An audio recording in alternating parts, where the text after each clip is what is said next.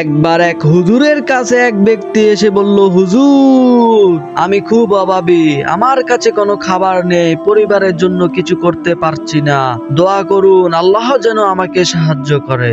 হুজুর গভীর সহানুভূতির সাথে বললেন, তুমি কি কিছু কাজ করো? লোকটি বলল, হুজুর, আমার কোনো সামর্থ্য নেই, কাজ করার জন্য যন্ত্র বা কোনো সম্পদ নেই।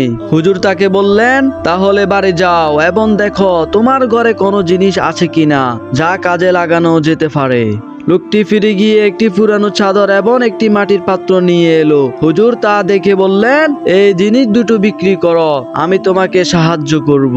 তিনি সেই জিনিস দুটো বিক্রির জন্য বাজারে পাঠালেন। একজন ক্রেতা এগুলো কিনে নিল এবং সামান্য কিছু অর্থ পেল।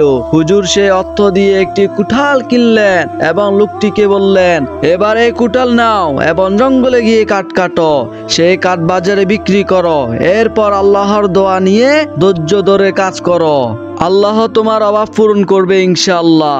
লোকটি হুজুরের নির্দেশ মতো কাজ করতে শুরু করলো। প্রথম দিন কাঠ কেটে সামান্য কিছু টাকা পেল। ধীরে ধীরে তার আয় বাড়তে লাগলো।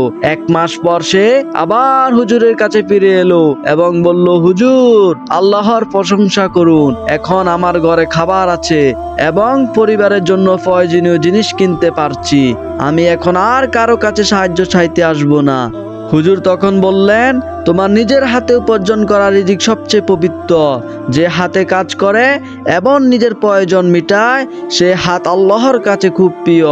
মনে রেখো, ধৈর্য পরিশ্রম কখনো বৃথা যায় না।